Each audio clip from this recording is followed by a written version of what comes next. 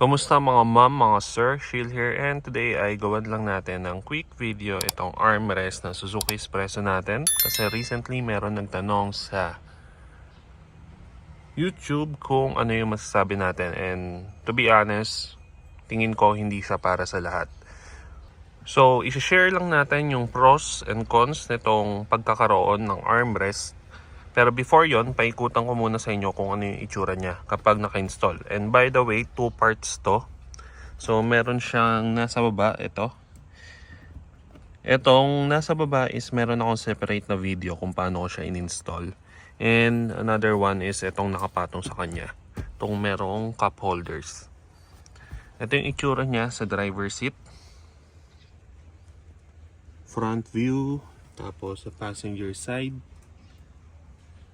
Tapos sa taas, meron dalawang cup holder, tapos maliit na slot. Kasya yung phone dito na may case. Tapos tissue holder sa likod. Punta tayo sa likod para makita nyo ng mabilisan. So sa likod, pagpasensyahan nyo na yung tsinelas dyan. Sa likod, ganito yung tsura niya. Merong maliit na bulsa dito na hindi namin ginagamit. Tapos, kung wala pa kayong armrest, dito yan nakalagay. Nakapasok lang siya dito.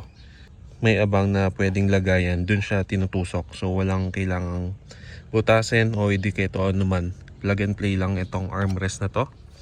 Tapos ito ay cup holder din. Kasya dito yung mga regular na lagayan ng soft drinks sa mga fast food. Tapos 4 na charging port. And para gumana yan, kailangan nakasaksak yung charging port sa harap na hindi ko naturo. So balikan natin sa harap. Pero sa akin, hindi ko na siya ginamit. So nandito yung charging port niya sa harap. Ito, bubukas nyo yan.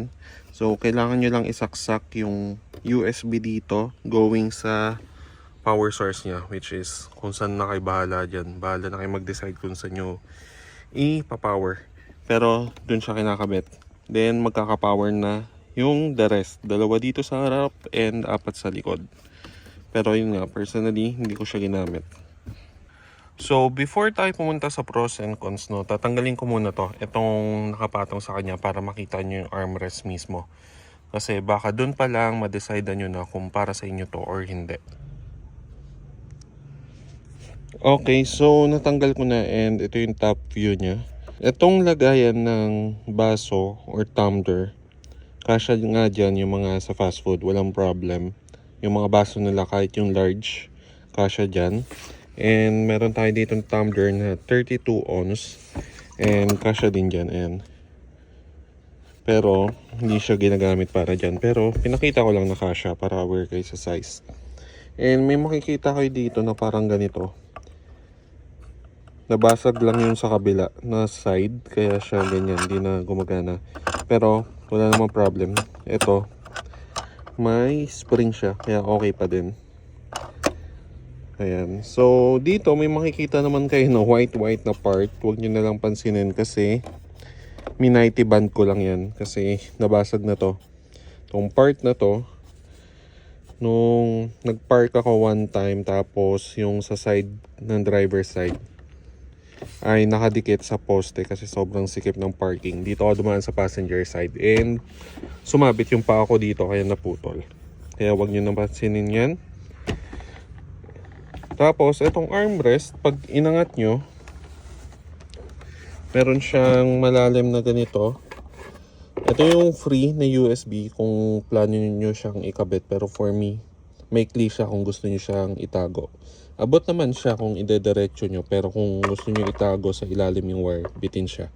Meron tayong pulbos dito na maliit para na ma-visualize nyo yung size. Pag nakatayo, medyo lagpas na siya. Ayan. Tapos pag nakahiga, wala namang problem. Ayan.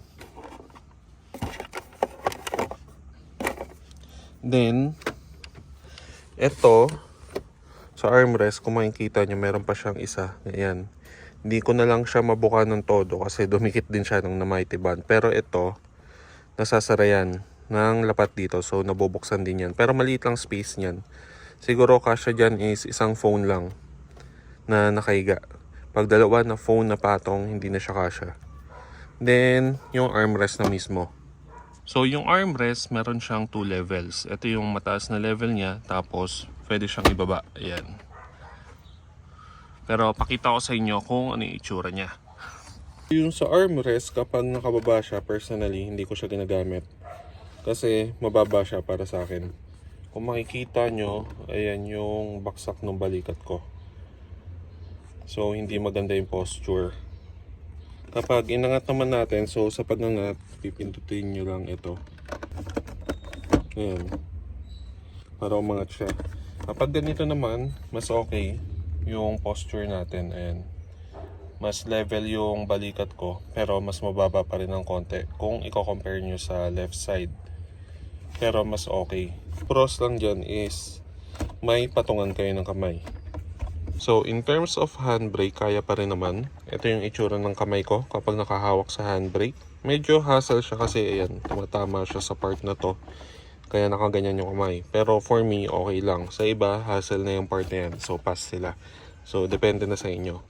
Next is, kung makikita nyo yung seatbelt. Kapag tinulak ko yung upuan ko pa atras tayo. Nakita nyo, umangat to. Yung armrest kasi tinutulak nung handbrake. Okay pa rin naman siya, pero hindi na siya level. Though hindi stable naman yan, ayun o. Stable pa rin siya. Pero hindi kasi yun yung driving position ko. So balik natin sa driving position yung upuan ko. Pag nasa driving position na, makikita nyo, ayun o, masusuksok nyo yung armrest para sumakto siya dun sa sinusuksukan nung stand niya. Ayan. So, kung plano nyo mag-add ng armrest, kayo na yung mag-decide kung okay sa inyo yung ganong hassle na part or hindi. Pero sa akin, nakarating naman tayo kung san-san nang wala nito and okay lang. Dinagdagan ko lang to kasi minsan nagpapatong din si Mrs. And for me, hindi naman ganong kalaking hassle yung sa seatbelt. Kasi yung sa seatbelt, gagawin mo lang siya kapag sumakay and bumaba. Same sa handbrake kapag umalis tsaka nag-park. And one thing, para sa akin sobrang laking tulong din nitong lagayan sa likod. Kasi meron ng patungan ng baso kapag yung mga nakaupo sa likod is kakain. Kasi alam nyo naman na walang bottle holder or cup holder sa back seat. So, punta naman tayo dito. Kaya ako bumili nito kasi napapansin ko na hindi na maganda sa posture ko. Itong armrest. Kahit nakataas na siya, hindi pantay yung balikat ko. Kaya naganap ako ng way para maitaas siya. And for me, ito yung nagpataas sa kanya na perfect yung level ng balikat ko. So, sa pagkabit sa kanya, naka-velcro lang naman siya. Kaya madali lang siya ilagay. Ayan. Dalawang velcro. Then, meron din pala siya ditong lagayan ng kung ano, kabilaan na never ko nagamit. Ayan. Tapos, banggitin ko lang din, meron kasing isang design nito na magkatabi yung baso. Pag ganun sila.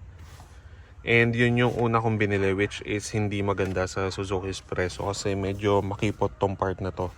Kapag magkatabi kasi yung cup holder, mas malapad itong part na to, itong buong item na to. So, kapag nilagay dito, nako-compress, hindi maganda tignan. Kaya, ni-return ko, tapos bumili ako ng bago na magkatapat sila, which is mas sakto sa sikip sa pagitan ng driver seat and passenger side. So, kakabit ko lang muna, then pag-usapan ulit natin. So, nakabit na natin and pakita ko lang ulit sa inyo yung size nung sa cup holder or bottle holder. Yung sa mga fast food, kasya din dyan, kahit large na size, kasya dyan. Yung 32 ounce, hindi siya ganong pasok. Ayan, hindi siya pumapasok.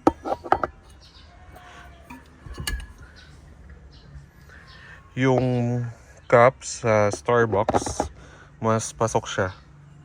Ayan. May konting space lang sa baba. Pero mas pasok siya compared dun sa Aqua Flask. Pero ito yung bagong tumbler ni Mrs. Tieso. Hindi ko sure kung yun yung tamang basa dyan. Mas pasok to. Ayan. Kasi makitid yung sa baba niya na part. Ayan. Mas fit siya. In terms of armrest naman, mas gusto ko yung level niya. Ayan. Ayan siya kapag nakalapat and makikita nyo na pantay yung balikat ko. So, mas okay siya in terms of posture. Medyo ano nga lang, di ko sure kung okay sa inyo yan. Syempre, kapag nakapatong yung kamay nyo dito, medyo matigas kasi plastic tong part na to. Pero kung dito lang kayo nakapatong, minsan ganyan ako mag-drive. Diyan nakapatong yung siko ko, tapos yung kamay ko nasa shifter. Okay siya kasi malambot. Malambot siya actually, ayan. Pero hindi siya yung mabilis. Alam niyo yung mga foam na pag naipit, yun di bumabalik. Sa kanya bumabalik, ayan. So, okay din yung foam niya.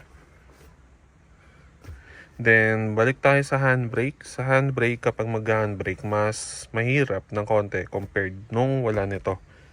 Kasi kung makikita nyo, ayan na lang yung hawak ko sa handbrake. And tumatama tong part na to. Though, pwede nyo siya ipitin. Ayan, kasi foam. Pero ako, kaya naman, kahit ganyan lang. Tapos, seatbelt, mas lumalim siya. Kasi mas makapal yung tinataguan niya. Kaya kapag nag-seatbelt ako, kabit tayo. Minsan, yung seatbelt natin, ayan, ganyan siya pag bagong kabit. Yung sumasabit dyan. So, kailangan ko pa siya ayusin na ganyan. Para hindi nakatama dito. Sa pagtanggal, madali pa rin naman kasi pipindutin nyo lang to. Nakabali nga lang yung wrist nyo. Ayan, tapos okay na. So, actually yun lang naman. Ginawan ko lang ng quick video kasi meron nagtanong dun sa previous video yata natin. Then, marami pa rin curious sa part na to kahit sa mga Facebook group kung okay ba talaga siya or hindi. So, final verdict, depende kung okay sa inyo yung hassle ng mga pinakita ko. Pero personally, mas lamang sa akin yung natutulong niya eh. Anyway, yun lang. Kayo na mag-decide kung gusto niyo talaga ng armrest or hindi. And kung may question kayo tungkol dito, lagay nyo lang and try natin sagutin. Yung links, kung interested kayo, lalagay ko na lang sa description box. Yun lang. Drive safe and peace.